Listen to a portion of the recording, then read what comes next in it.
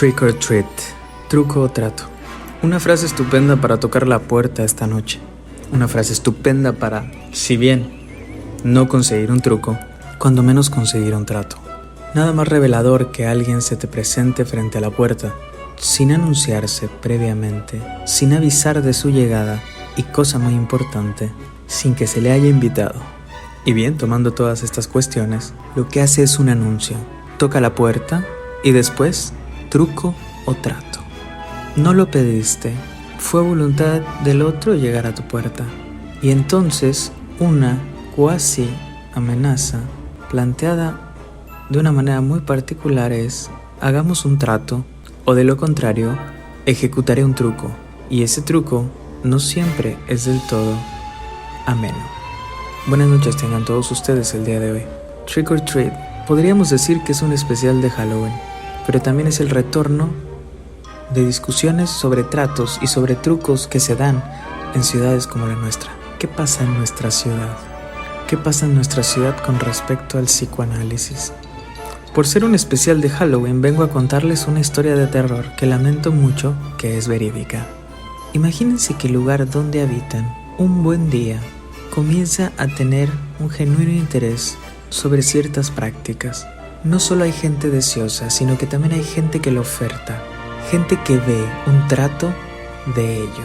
Y a una manera casi religiosa, se aparecen personajes junto a los pupitres que ante la pregunta de cómo volverse psicoanalista, solo hacen dirigir las atenciones hacia modelos universitarios.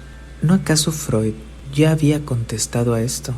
¿En qué momento fue que las universidades comenzaron a apropiarse como crimen organizado el derecho de piso para usufructuar la llamada formación de psicoanalistas?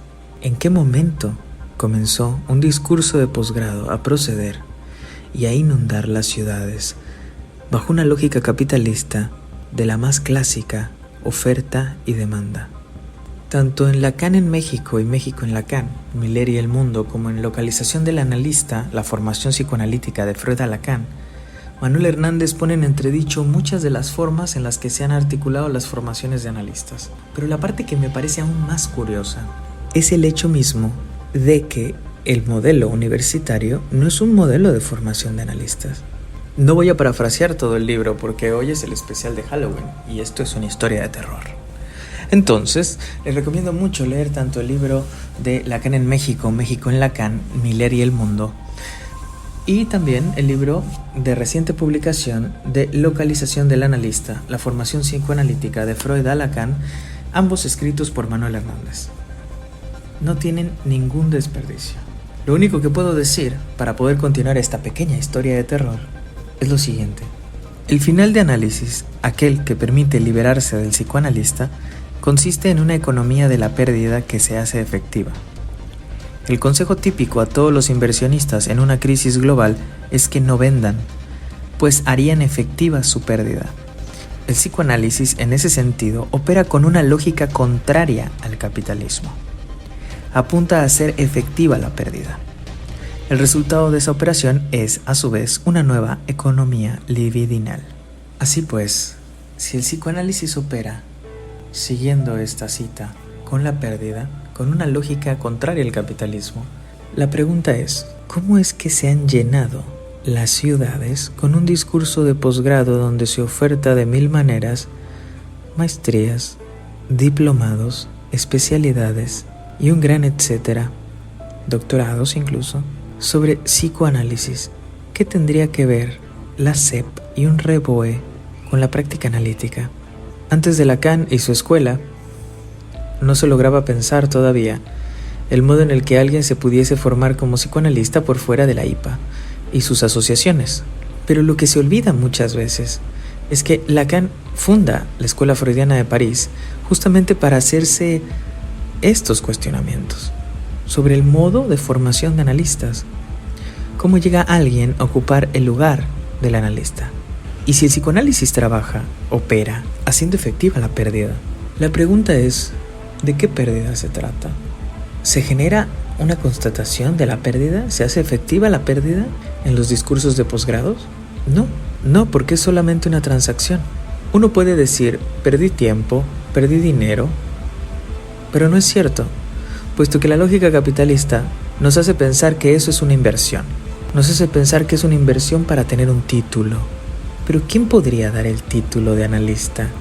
Que existan los posgrados de psicoanálisis no garantiza que haya analistas. Estamos tan profundamente enmullidos en la lógica y el discurso del capitalismo y de las escuelas que trabajan hoy en día como empresas, que creemos que la única forma que existe es por esa vía. Creemos que la única forma de operar es a partir de un garante que te otorgue una institución reconocida y que te avale. Pero si las instituciones avalan conocimientos, un examen Ceneval de qué es la pulsión, qué es lo inconsciente, ¿te hará psicoanalista? Y a fin de cuentas lo que termina quedando fuera de todo este asunto, en todas estas ofertas, demandas, posgrados, es la experiencia analítica. Es esa parte medular de llevar el análisis hasta el final, hasta sus últimas consecuencias. Reflexiones de este tipo hay muchas. Les recomiendo muchísimo leer el libro de localización del analista de Manuel Hernández, el cual despliega las preguntas, sus preguntas, y hace que nos remitamos a nuestras propias preguntas. En la interlocución intentaremos construir respuestas, pero de entrada aviso, no es un libro que otorgue respuestas, pero sí podemos decir algo. Podemos decir lo siguiente: en esta historia de terror, en nuestra pequeña ciudad que ha sido embestida por 3 griegos, una tormenta tropical, 2 ciclones hasta la fecha, en este momento del año 2020, en esta pequeña ciudad donde parece que a las letras griegas les gusta venir, y esto lo digo en razón también a este logocentrismo que habita, se escucha mucha gente proponiendo doctorados, maestrías, y la cosa se vuelve muy confusa, porque si el psicoanálisis no tiene cabida en la universidad, ¿cuál sería el propósito? Estas personas que traen a los posgrados a nuestra ciudad como una especie de cosa medio virulenta que ha sucedido en otros lugares, efectivamente en otras ciudades de nuestro país, llegan ahora a Cancún viéndolo como una buena plaza. Si les digo que con el crimen organizado todo suena muy parecido, ¿no? Viéndolo como una muy buena plaza, en donde un gran doctorado de una universidad del centro del país o una maestría de una universidad de un consorcio muy grande que tiene equipos de deportes llamados huracanes, hablando del término, y otras universidades que ofrecen especialidades o posgrados, y que se le conoce porque casi entrar a esos lugares es como entrar a un pequeño Hogwarts dentro de nuestra ciudad. Cuando apenas llegaba esa institución, una de ellas de las que estoy hablando, todos recordarán las famosas columnas griegas, hablando de los griegos, esas famosas columnas griegas de unicel puestas en una plaza comercial ofreciendo sus carreras. Bueno, esto que hace 10 años se veía futuro, muy lejano, estamos en él. Esta no es una historia de terror, aunque lo es. Esto es un presente, porque esto no es historia. Esto está pasando, y es algo de lo que deberíamos de estar advertidos. ¿Qué lógicas operan bajo estas ofertas en nombre del psicoanálisis que no tienen nada que ver con hacer efectiva la pérdida, donde en realidad operan como empresas que ofrecen un servicio? Tú me pagas, yo te doy un título. Ahí no hay pérdida, ahí hay compra. Y sí, tiene algo de historia de terror, pero no de terror solo en el sentido de la voracidad empresarial con la que se manejan las universidades.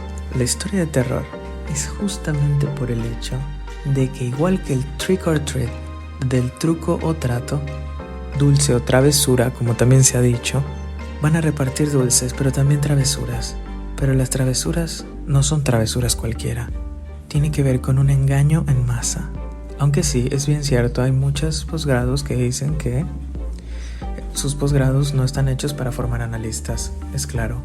Pero tampoco se dice en voz alta. Una autónoma también está intentando pisar el suelo de nuestra ciudad. Una autónoma de otro lugar. Cosas interesantes que suceden aquí, ¿no?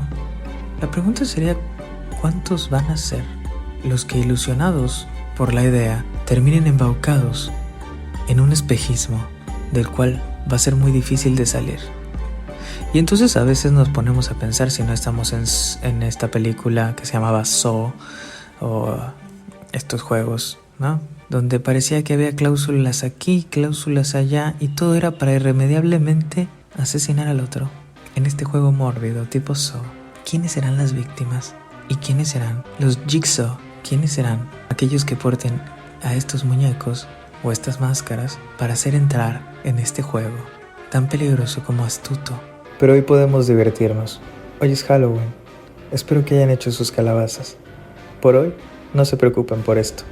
Aunque es una historia de terror verídica y que sucede y que está sucediendo, por ahora solo divirtámonos. Puesto que aunque no es divertido, el Halloween sí lo es. Feliz noche de brujas. Feliz Halloween. Hasta luego.